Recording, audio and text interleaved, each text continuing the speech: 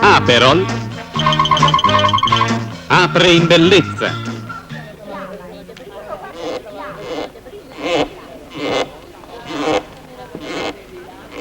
Ma guardateli, che razza di giovani.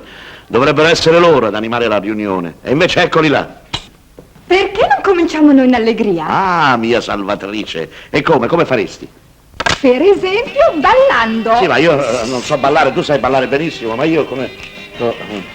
Ma che ballo è questo? Ah, così proprio. Bello, ecco così.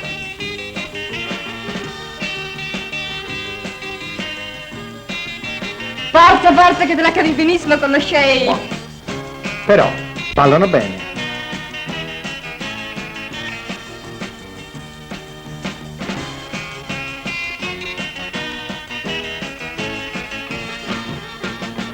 Guarda come ci dà dentro Buazzelli. Ma chi l'avrebbe sospettato? Proviamo ancora un po', ma mi pare che non smuoviamo nessuno. Dai, coraggio. No, guarda, io ci rinuncio.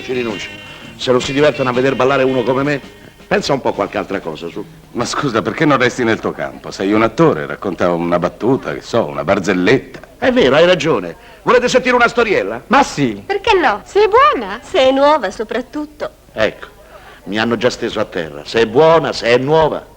Non c'è niente di nuovo sotto il sole, da secoli. Una storiella che apre allegramente la serata. Una parola. Aprire in bellezza. Come si fa?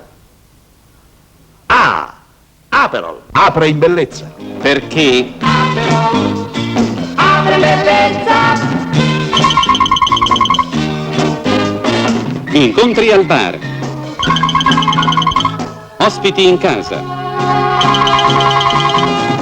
Aperol ha le chiavi di ogni lieta occasione. Aperol è poco alcolico, un aperitivo equilibrato che piace anche a chi è solito bere forte. Apre bellezza.